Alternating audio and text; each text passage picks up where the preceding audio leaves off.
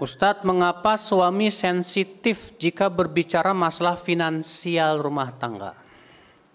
Dan bagaimana solusi agar kami bisa berinteraksi dengannya ketika membicarakan masalah finansial rumah tangga? Memang Ibu, masalah finansial sangat sensitif karena kewajiban suamilah untuk mencarikan nafkah. Iya. Maka kewajiban ibu jangan punya sifat ingin tahu. Mas, saya pengen tahu tabungan kamu berapa sih sebetulnya di bank. Gak bagus, Bu. Suami kalau ditanya begitu marah. Kenapa? Karena ibu sudah masuk dalam perkara yang itu bukan urusan ibu. Bukan urusan ibu untuk bertanya tentang duit suami, bukan. Ibu itu tidak diperintahkan oleh Allah dan Rasulnya untuk senantiasa menghitung-hitung kekayaan suami, bukan. Yang diperintahkan oleh Allah kepada ibu menaati suami, menjalankan sebagaimana seorang istri menjalankan dalam hak-hak suami dan yang lainnya. Makanya tidak ada satupun ibu para sahabat yang bertanya kepada suaminya, Mas, ya kamu duitnya berapa sih? Ya, gaji kamu berapa sih? Nggak ada, Bu. Dahulu, Bu. Ibu-ibu kok ngobrol? Dengerin. Dahulu ibu istri-istri Nabi Shallallahu Alaihi Wasallam rupanya datang ke Rasulullah minta tambahan nafkah. Minta tambahan nafkah kepada Rasulullah Shallallahu Alaihi Wasallam. Maka Rasulullah marah. Maka Rasulullah Shallallahu Alaihi Wasallam meninggalkan istri-istrinya selama 29 hari. Sampai-sampai sebagian sahabat ada yang menganggap bahwa Rasulullah menceraikan istri-istrinya. Setelah selesai 29 hari, Rasulullah SAW memanggil istrinya satu-satu lalu ditanya, jika kamu lebih memilih Allah dan Rasulnya, kamu akan tetap jadi istriku. Tapi kalau kamu lebih memilih dunia, aku akan ceraikan kamu dengan cara yang baik dan aku akan berikan kamu ke dunia. Ternyata istri-istri Nabi lebih memilih apa yang ada di sisi Allah Subhanahu wa taala. Maka dari itu ibu, memang sangat-sangat sensitif sekali kalau suami ditanya masalah finansial, pasti itu. Yang jelas ibu sudah diberikan nafkah yang cukup, alhamdulillah, bersyukurlah. Ibu sudah diberikan oleh suami sesuatu yang cukup, berupa makan, pakaian, demikian pula untuk anak-anak, cukup, udah selesai. Enggak usah mikir yang lebih dari itu. Jadilah wanita yang qanaah, merasa puas dengan yang ada. Kecuali kalau memang suami tidak memberi kepada ibu yang cukup. Sebulan cuma dikasih 300.000 coba Ustadz. Sementara kebutuhan lebih banyak dari itu. Akhirnya saya yang harus banting tulang mencari nafkah kelebihannya. Wah, ini berarti suami yang nggak punya tanggung jawab, dosa di sisi Allah Subhanahu wa taala. Tapi kalau suami sudah memberikan yang cukup kepada ibu, sudah memberikan rumah, sudah memberikan, masya Allah, alhamdulillah, masih aja ibu ngulik-ngulik suami, supaya diberi yang lebih. Ini sebetulnya akhlak yang buruk dari seorang istri, ibu. Tidak baik seorang istri melakukan itu.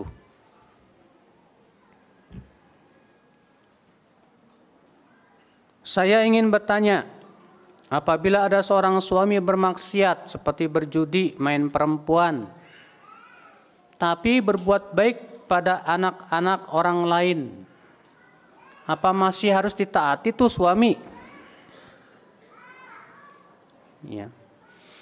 Ibu, kalau suami ibu berbuat maksiat kepada Allah, maka ibu jangan maksiati Allah dengan cara memaksiati suami.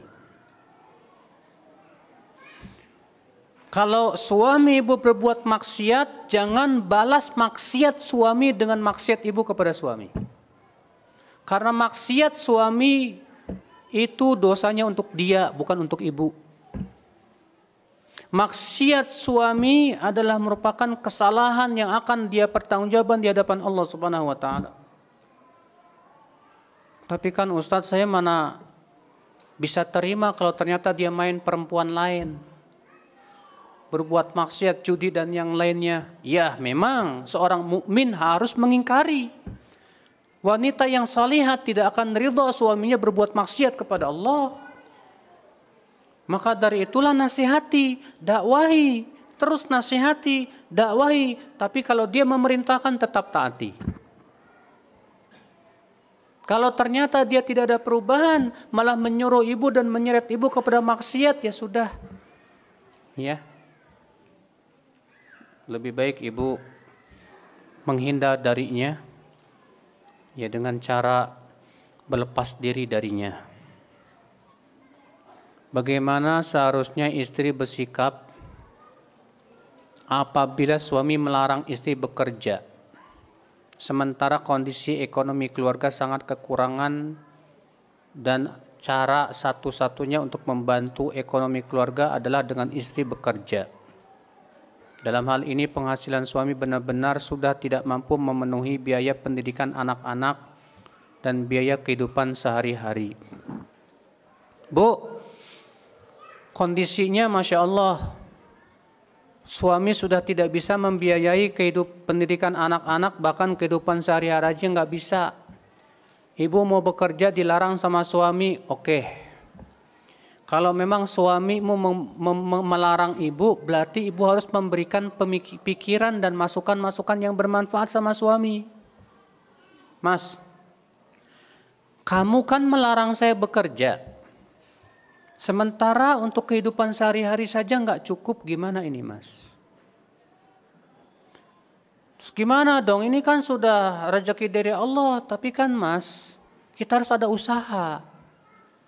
Bagaimana caranya supaya bisa tertutupi ini kebutuhan sehari-hari ini? Ya. Berikan masukan, bagaimana mas kalau saya belajar menjahit, nanti saya buka jahit menjahit. Bagaimana kalau saya belajar bikin kue, bikin makanan yang enak, nanti saya makanan-makanan itu bisa dijual di warung-warung dan yang lainnya. Ya, bagaimana kalau saya bikin sebuah kerajinan itu bisa dijual di toko-toko dan yang lainnya. Nah, coba ibu memberikan masukan. Terkadang ada jenis suami itu yang tidak pikirannya nggak bisa berkembang, bagaimana sih caranya berbisnis dan yang lainnya gitu loh. Coba ibu berikan masukan. Iya. Jalan-jalan solusi-solusi yang mudah-mudahan itu bermanfaat buat suami ibu agar dia mau bersungguh-sungguh dalam mencari nafkah. Yang kedua, ibu harus punya senjata qanaah. Qanaah itu merasa puas dengan yang ada. Ya, Rasulullah SAW, Imam Syafi'i berkata, "Idza ma kunta dza qalbin qanu'in fa anta wa malikud dunya sawa." Apabila kamu punya hati yang sangat qanaah, merasa puas dengan yang ada, maka kamu dengan para pemilik dunia, para raja dunia itu setara. Memang qanaah itu mahal. Rasulullah bersabda apa, Bu? Man aslama wa ruziqa kafafan wa qanna'ahu Allahu bima atah. Ya, tuba liman aslam, tuba, keberuntungan, pohon di surga bagi siapa? Orang yang masuk Islam dan diberikan rezeki yang pas-pasan. Wa qanna'ahu Allahu bima atah, namun ia sangat qanaah, merasa puas dengan apa yang Allah berikan tersebut. Rasulullah mendoakan supaya dia diberikan tuba, kebahagiaan di dunia dan akhirat, pohon di surga. Masya Allah. Iya. Kalau suami mengajak kepada acara-acara yang bid'ah, apa harus menaatinya? Tidak boleh. Tidak boleh menaati suami kalau suami mengajak kepada acara-acara yang bid'ah. Karena acara yang bid'ah itu, Bu, perkara yang dilarang dalam syariat. Allah dan Rasulnya melarang perbuatan bid'ah, melarang. Seluruh ulama sepakat akan haramnya bid'ah. Nggak boleh berbuat bid'ah dalam agama. Karena agama bid'ah itu hakikatnya merubah-rubah aturan syariat. Memasukkan yang bukan syariat kepada syariat. Maka ini jelas perkara yang berat di mata Allah Subhanahu wa ta'ala. Bagaimana jika dalam keadaan kesal, saya tetap menaati suami dan tetap melayaninya seperti biasa, namun dengan wajah cemberut. Ya. Ibu, kalau wajah ibu cemberut, suami jadi kesal lagi sama ibu, malah runyem. Suami bilang, kenapa sih wajahnya cemberut gitu? Kan kesal suami dicemberutin. Ya. Jadi gimana dong? Berusahalah ibu untuk tersenyum walaupun hati ibu kesel. Apa perlu saya pakai topeng yang lagi senyum, Ustaz? Ya. Ya, itulah memang ya, melawan hawa nafsu ini memang berat sekali, Ibu. Makanya di saat ibu kesal, ibu berpikir bagaimana saya bisa mendapatkan pahala yang besar di saat saya kesal ini. Ya. Saya tetap berusaha untuk bagaimana saya tidak dimurkai oleh Allah di saat saya kesal sama suami ini. Maka ya, tetap berusaha tersenyum semaksimal mungkin tersenyum. Ya. Saya seorang ibu rumah tangga yang sedari muda selalu mengalah. Dan apapun kemauan suami selalu saya turuti. Saya ingin sekali curhat mengenai sifat ayahnya kepada anak saya. Boleh enggak, Ustadz? Bu, ibu berkata sedari muda selalu mengalah. Apapun kemauan suami saya turuti. Seakan-akan ibu ingin berkata begini, sudah saatnya saya enggak mengalah. Ya. Ini salah besar, ibu salah besar. Dan ibu memang harus selalu begitu sampai ibu meninggal dunia. Sebab kalau ibu tidak begitu, ibu tidak akan mendapatkan surga Allah Subhanahu wa ta'ala. Dan jangan sekali-kali ibu merasa punya jasa dengan perbuatan seperti itu. Kenapa? Sebab itu semua karunia Allah yang Allah berikan kepada ibu. Allah jadikan ibu mau mengalah, mau menuruti kemauan suami, itu pahala besar buat ibu, selesai. Kemudian ibu ungkit kepada suami, batal semuanya. Allah berfirman, ya ayyuhalladzina amanu la tubtilu shadaqatikum bil manni wal adha. Hai orang-orang yang beriman, jangan kamu batalkan sedekah kamu dengan cara mengungkit-ungkit, menyakiti hati. Kata para ulama, mengungkit-ungkit kebaikan kita kepada seseorang membatalkan amalan kita tersebut. Maka ketika ibu mengungkit kepada suami, saya ini sudah sedari muda ya mengalah sama kamu dan yang lainnya. Bu, jangan mengungkit, tolong. Sebab kalau ibu mengungkit-ungkit, saya khawatir Allah batalkan amalan ibu, percuma itu. Berpuluh-puluh tahun ibu bersabar. Gara-gara ibu mengungkit-ungkit, akhirnya Allah batalkan amalan ibu. Hati-hati ibu-ibu. Ya. Jadi saya mau curhat, ini masalah sifat dia kepada anak saya gimana ya Ustadz? Di sini banyak Ustadz insya Allah untuk bisa ibu curhat. Ada Ustadz Fauzi dan Ustadz yang lainnya, mereka lebih tua dari saya, lebih berpengalaman dalam rumah tangga. Ya. Apabila seorang suami tidak pernah menjadi imam dalam sholat di rumah, itu hukumnya gimana? Bagus. Karena kewajiban suami sholat di masjid, bukan di rumah. Masa ibu maunya suami sholat di rumah? Ya. Justru ibu harus berkata sama suami, Mas, kok kamu sholat di rumah? Kayak cewek.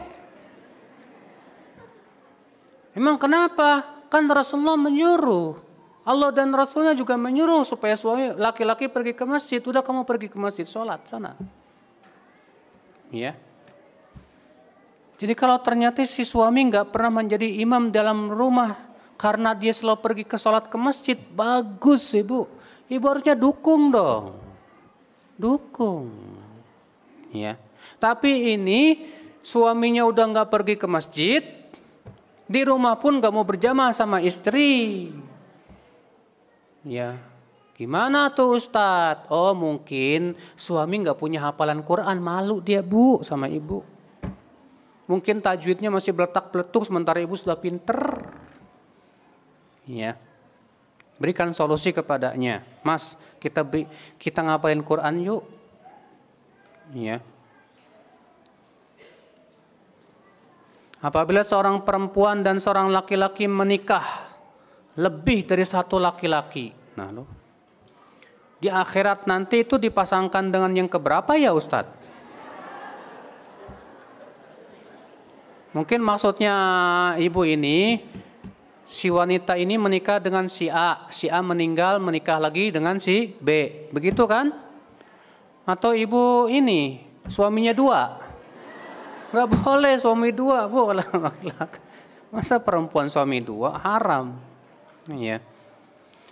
Kalau ibu punya suami pertama meninggal, menikah dengan suami yang kedua, bagaimana nih Ustadz? Ada suatu hadis yang menyebutkan bahwasannya wanita itu untuk suaminya yang terakhir di dunia. Namun terjadi ikhtilaf para ulama. Ketika nanti di akhirat ternyata suami pertamanya lebih soleh, lebih tinggi derajatnya daripada suami kedua. Apakah dia tetap diberikan yang kedua ataukah terserah kemauan si istri tersebut? Banyak ulama mengatakan diserahkan kemauannya dia apa. Sebab Allah berfirman kepada penduduk api neraka, walakum fiha ma tashtahi anfusukum. Untuk kalian apa yang kalian mau silahkan. Maka kalau si istri ternyata di hari kiamat melihat suami pertamanya lebih tinggi derajatnya di sisi Allah, akhirnya si istri berkata, ya Allah, aku pilih yang pertama aja. Ya, hanya Allah yang maha tahu siapa yang paling berhak. Yang jelas Rasulullah hanya mengabarkan bahwa wanita itu untuk suaminya yang terakhir di dunia. Kalau memang ternyata di akhirat Allah mengizinkan ibu bertemu dengan yang pertama, alhamdulillah.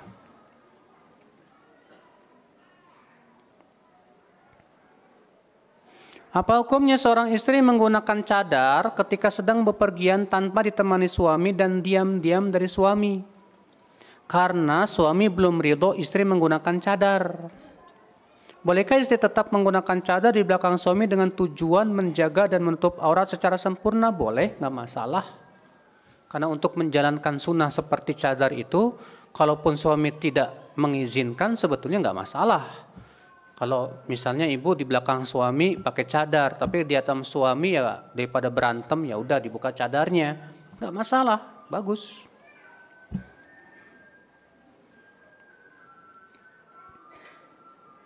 Apakah anak hasil perzinahan boleh dinisbatkan pada bapak kandungnya? Wanita yang berzina ini dilihat dia punya suami apa enggak. Kalau wanita yang berzina ini tidak punya suami, maka ia dinisbatkan kepada ibunya. Tapi kalau wanita yang berzina ini punya suami, maka anaknya tersebut dinisbatkan kepada suaminya. Kenapa? Berdasarkan hadis Nabi SAW, al-waladu lil firash. Ya.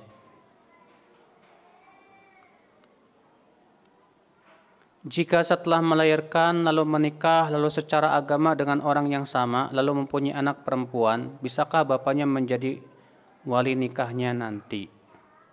Jika setelah melahirkan, lalu menikah lagi secara agama. Oh, jadi dia berzina, kemudian melahirkan, menikahlah dengan wanita laki-laki yang menzinainya, begitu? Jumhur ulama mengatakan, dan para ulama yang mengatakan bahwa dia tidak boleh dinikahkan oleh bapak zinanya tersebut, karena itu bukan anaknya. Ya, secara syar'i, dan nisbatnya pun juga bukan kepada bapaknya tapi kepada ibunya. Apakah benar ada hadis yang mengatakan bahwa meninggal dalam keadaan jomblo maka matinya hina? Hah?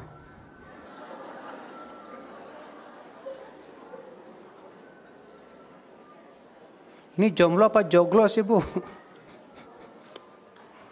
Apa benar ada hadis yang mengatakan bahwa meninggal dalam keadaan joglo? Joglo apa? Jomblo. Jomblo. Maka matinya hina. Nggak ada. Nggak ada satupun hadis yang mengatakan siapa yang meninggal dalam keadaan belum menikah, masih lajang, masih bujangan, maka matinya hina. Nggak ada, Ibu. Iya. Nggak ada.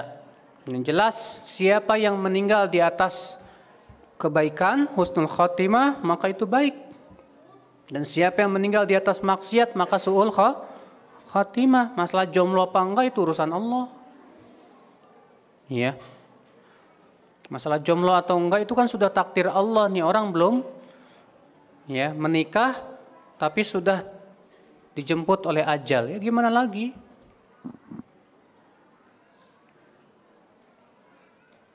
Apakah bapak saya yang sudah ditinggal ibu sudah 5 tahun harus menikah lagi, Ustadz? Walaupun sudah tua, ya terserah si ibu itu. Kalau dia mau menikah ya silakan, kalau ada laki-laki yang mau. Kalau ada dia nggak nikah lagi juga nggak masalah, selama dia merasa yakin tidak akan jatuh kepada zina. Saya tidak mencintai suami saya. Saya niatkan semua karena Allah. Sekarang suami saya minta izin poligami. Saya setujui. Tetapi ternyata calon istrinya bukan wanita baik-baik. Saya menggugat suami karena sudah tidak bisa menjadi imam dalam keluarga. Apakah saya berdosa? Berdosa. Kenapa? Masalah dia wanita kurang baik-baik itu urusan dia. Dosa wanita tersebut tidak akan ditanggung oleh ibu. Jadi kenapa kok tiba ibu yang minta apa? Cerai padahal ibu yang menyetujui. Kalau ibu sudah dari awal menyetujui, ya selesai, sudah permasalahan. Masalah kemudian ternyata wanita itu ternyata bukan baik-baik, ibu harusnya mikir bagaimana dia jadi wanita yang baik-baik. Ibu dekati madu ibu. Maduku, ngaji yuk. Gitu. Ajak dia ke pengajian. Ya. Iya, ajak, Masya Allah. Dituntun istri madunya ibu itu ke pengajian. Oh, bikin baper tuh, Bu.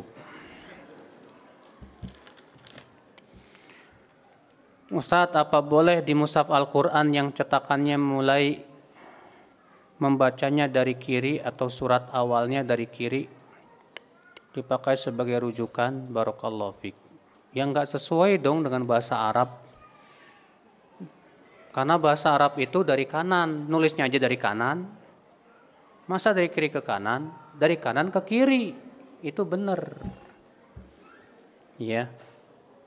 Harus sesuai dengan bahasa Arab dong, jangan ngikutin ini.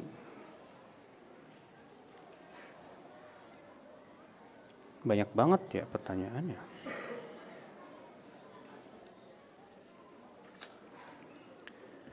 Sampai kapan harus bersabar?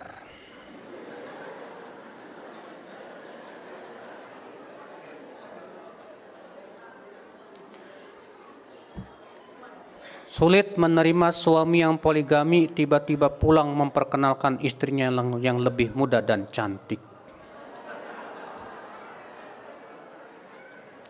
Ibu bertanya kepada saya sampai kapan ibu bersabar. Jawaban saya adalah ibu bersabar sampai meninggal dunia. Loh kok bisa begitu? Iya. Sekarang saya mau tanya, Bu. Rasulullah SAW istrinya berapa? Rasulullah istri berapa? 9 atau 11. Ada enggak istrinya yang minta cerai gara-gara madunya lebih cantik dari dia dan lebih muda? Enggak ada.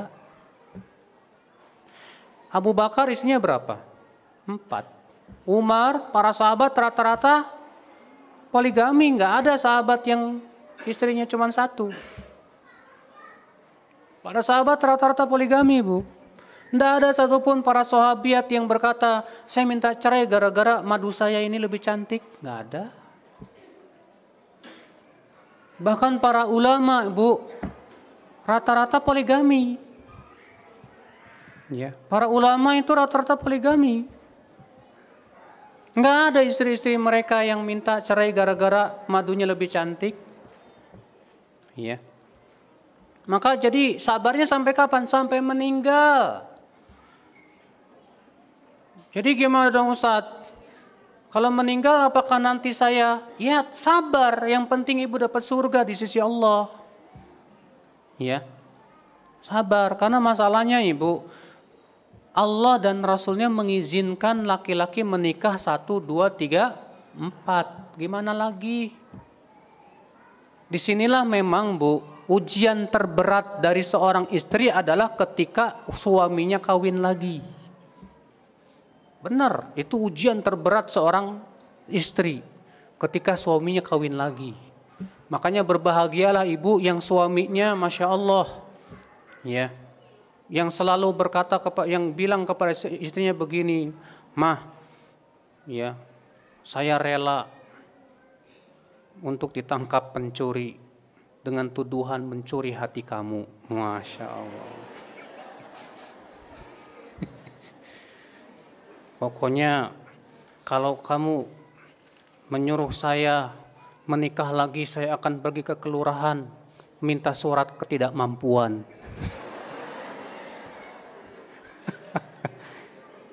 Gombal.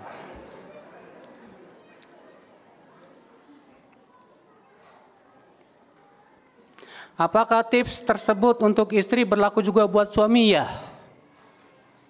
Ya. Apa yang harus dilakukan istri jika suami mengungkit kesalahan istri dengan alasan sebagai pelajaran yang bisa diambil dari kesalahan tersebut? Kalau memang suami niatnya baik seperti itu, mengungkit supaya ibu enggak jatuh lagi kepada kesalahan yang sama, maka ibu harus senang hati diingatkan seperti itu. Terima kasih Mas. Iya. Insya Allah saya berusaha semaksimal mungkin untuk tidak jatuh kepada kesalahan yang sama. Saya manusia biasa Mas. Ya, sebagaimana Mas manusia, saya juga manusia. Yang namanya manusia pasti tidak lepas dari kesalahan. Kalau ibu punya suami mengungkit kesalahan ibu, dulu kamu berbuat seperti ini.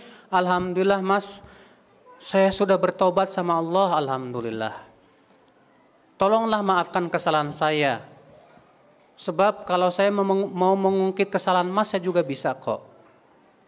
Tapi saya berusaha untuk memaafkan. Ya. Cara menasihati suami yang belum ikut sunnah supaya tidak menyinggung perasaannya. Nah, praktekanlah sunnah itu di hadapan suami.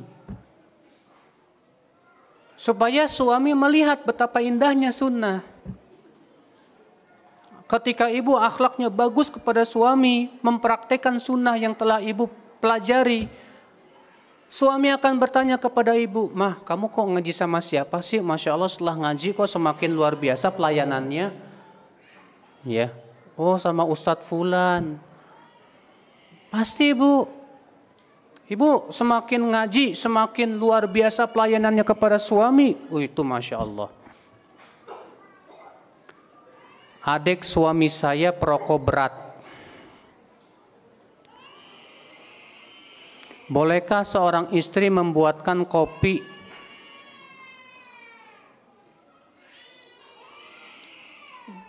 Tolong ibu, anaknya bu.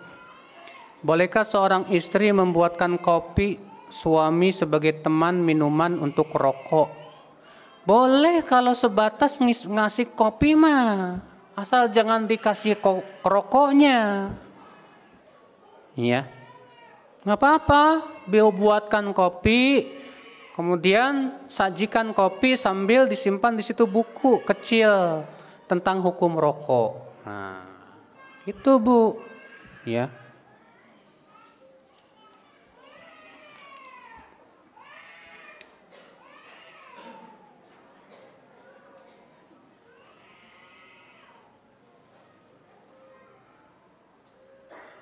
Saya kalau kajian dibiarkan pergi sendiri Ustadz, nggak peduli, malah didoakan begini, hati-hati ya. Apakah ini yang namanya dayus Ustadz? Ya Bu, kalau memang ternyata kajiannya nggak jauh, ya masa ngomongnya jangan hati-hati ya, biar ketabrak ya gitu. Ya Ibu punya suami yang mengizinkan Ibu ngaji aja udah alhamdulillah deh dulu. Berapa banyak istri yang suaminya nggak ngizinin bahkan Bu. Ini alhamdulillah udah diizinin, didoain lagi hati-hati ya. Ya. Ya udah alhamdulillah. Yang penting Ibu sekarang ngaji dulu, kemudian Ibu berpikir bagaimana Ibu bisa menjadi istri yang terbaik buat suami Ibu. Iya. Bisa diamalkan dalam kehidupan Ibu. Insya Allah dengan Ibu baik akhlak dan sikapnya kepada suami, suami akan semakin cinta sama Ibu. Suami akan semakin berusaha memperbaiki diri juga. Bagaimana sikap saya sebagai istri yang ternyata diam-diam suami masih melakukan riba? Kok Ibu tahu? Katanya diam-diam.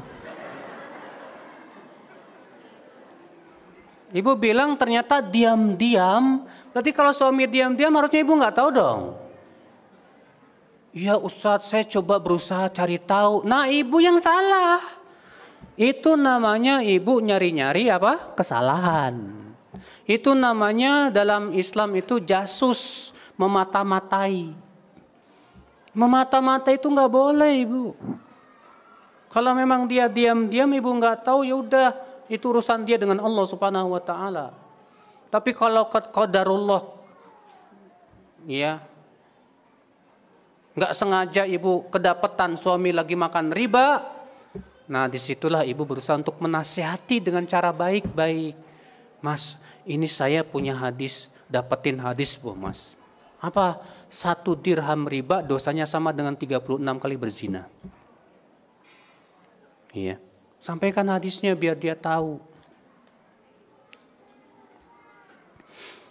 Kalau karena kita tahu bahwa kekurangan suami misalnya dalam membuat keputusan, dalam memimpin rumah tangga, terus si istilah yang akhirnya mengambil alih tugas tersebut, si istri lah, demi kelanggengan rumah tangganya. Apakah dalam hal ini istri termasuk dalam golongan istri yang tidak taat kepada suami? Kalau memang Ibu punya suami yang pelin-pelan, tidak punya keputusan yang jelas, akhirnya Ibu minta izinlah kepada suami, Mas, kamu itu selalu pelin-pelan dalam memberikan keputusan. Izinkan saya yang mengambil keputusan. Karena terkadang ada jenis suami begitu Bu, pelin-pelan. Terkadang A, tiba-tiba B. A, B. Bingung dia harus memutuskan apa. Karena kekurangan akalnya. Maka Ibu dalam keadaan itu sementara Ibu harus mengambil salah satu dari keputusan, ya sudah, tapi adab kepada suami tetap dijaga, ya.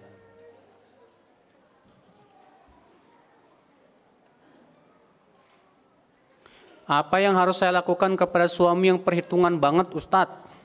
Perhitungan dalam hal belanja, dapur, biaya sekolah, biaya berobat. Mungkin suami Ibu ini kali ya Bu ya, bendahara atau sekretaris perusahaan. Ya akuntan, jadi semuanya ditulis. Ya. Ibu kalau punya suami seperti itu ya nggak masalah Bu, sabar aja. Kenapa? Mungkin suami Ibu tahu Ibu itu orangnya boros.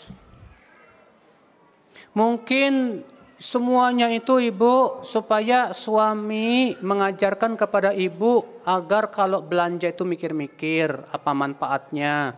Jangan terlalu apa? Berhura-hura, berpoya-poya. Jangan, bagus. Makanya positive thinking aja deh sama suami. Semua diperhitungkan, semua ditulis, belanja dapur pun, biaya sekolah pun semuanya ditulis betul. Bagus sebetulnya. Supaya apa? Ibu dengan seperti itu sebetulnya suami ingin mendidik ibu. Supaya ibu betul-betul disiplin dalam masalah belanja, dalam masalah segala-galanya. Ya. Maka dari itulah ibu-ibu sekalian. Ya. Jadi positive thinking dulu tuh. Suami seperti itu, saya yakin dia ingin kebaikan yang terbaik untuk istrinya. Saya yakin itu. Ya. Saya yakin suami ini tidak ingin istrinya tertipu dengan apa? Banyaknya belanjaan. Bisa belanja sana, bisa belanja sini. Akhirnya akhlak istri saya lama-lama kalau begini nantinya apa? Jadi manja. Ya.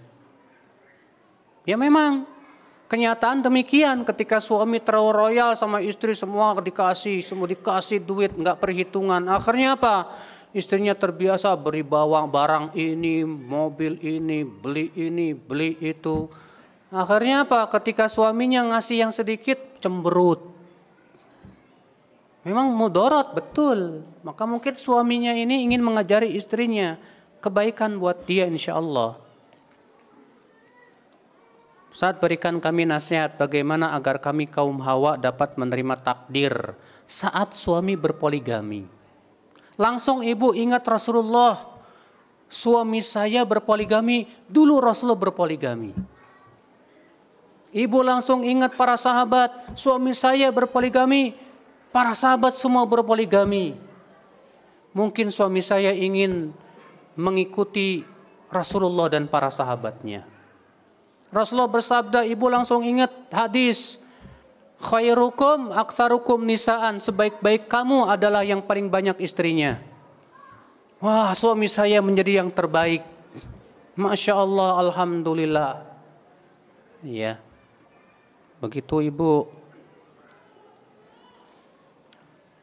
Bagaimana menyikapi kehidupan rumah tangga yang berbeda manhaj antara suami dan istri? Berusahalah untuk menyatukannya dengan cara ngaji bareng-bareng. Saling sharing ilmu dan terus ya memberikan hujah-hujah yang kuat yang membuat ya mereka kembali kepada kebenaran. Kalau dituntut patuh ke suami, bagaimana kalau ibu mertua ikut campur? Ikut campurnya dalam masalah apa nih? Kalau ikut campurnya dalam kebaikan bagus, nggak masalah. Tapi kalau ikut campurnya dalam hal rumah tangga, kita lihat lagi. Kalau memang ikut campurnya untuk supaya rumah tangga jadi lebih baik dan lebih bagus, nggak masalah.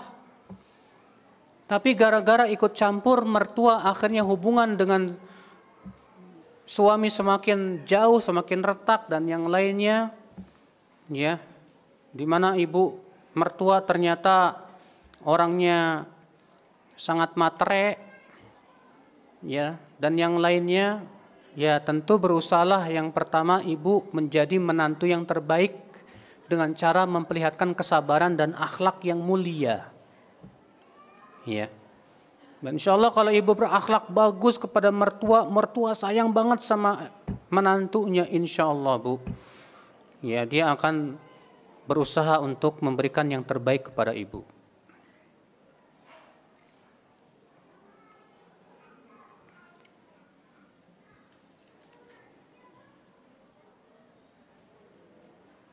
Bagaimana tips taat kepada suami yang sudah meninggal? Gampang atuh bu. Orang dia sudah nggak bisa nyuruh ibu. Namanya juga udah meninggal. Mau menaati suami yang sudah meninggal. Taat apanya? Hah? Kan menaati itu kalau suami nyuruh, ya nggak bu? Kalau suami meninggal terus suami menyuruh apa? Ya. Oke, mungkin maksudnya ibu begini, bagaimana saya berbakti kepada suami yang sudah meninggal? Mungkin itu bu. Berbaktinya yang pertama ibu berusaha ibu senantiasa mendoakan suami ibu. dalam sholat ibu, dalam sujud ibu. Yang kedua, ibu bisa bersedekah untuk suami dengan sedekah yang pahalanya terus mengalir. Maka dengan cara itu insya Allah ibu tetap berbuat baik kepada suami biidznillah. Kadang dalam rumah tangga itu pastinya ada perbedaan pendapat Ustadz antara suami dan istri yang kadang membuat kita bertengkar dan marah. Apakah ini termasuk kita ini istri kufur kepada suami, Bu? Kalau ibu berbeda pendapat dengan suami, harus ada parameter yang jelas antara suami dan istri. Allah mengatakan apa, Bu? Fa in tanaza'tum fi syai'in farudduhu ila Allahi war Rasul. Jika kalian berselisih dalam suatu permasalahan, kembalikan kepada Allah dan Rasul-Nya.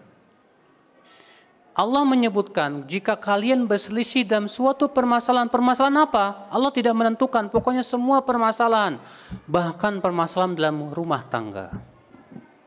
Maka kalau ibu misalnya berbeda pendapat dengan suami, cobalah suami ajak kepada yang lebih dekat kepada yang lebih dekat kepada syariat. Bilang, Mas, kita kan nih berbeda pendapat nih, Mas. Sementara Allah mengatakan jika kamu berselisih kembalikan kepada Allah dan Rasul-Nya. Gimana, Mas, kalau kita kembali kepada Allah dan Rasul-Nya, melihat dalil mana yang lebih dekat kepada Allah dan Rasul-Nya, itu yang kita ambil. Bagaimana? Coba sampaikan begitu sama ibu kepada suami. Iya.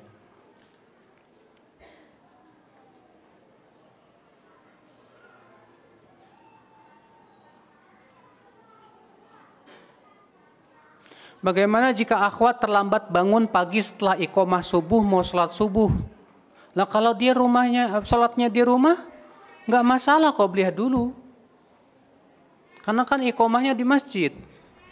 Sementara seorang wanita yang terbaik sholat di mana? Di rumah. Maka pada waktu itu ya udah pas bangun kok iqomah. Jamnya masih jam berapa sih emang iqomah jam berapa? Paling iqomah jedanya antara azan 15 menit sampai 20 menit kan rata-rata kan?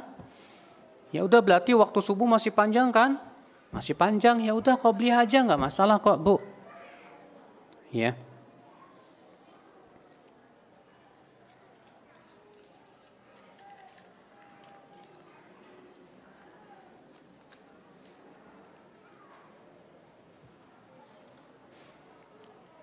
Apa yang harus dilakukan untuk menebus kesalahan istri ketika istri mengkhianati suami?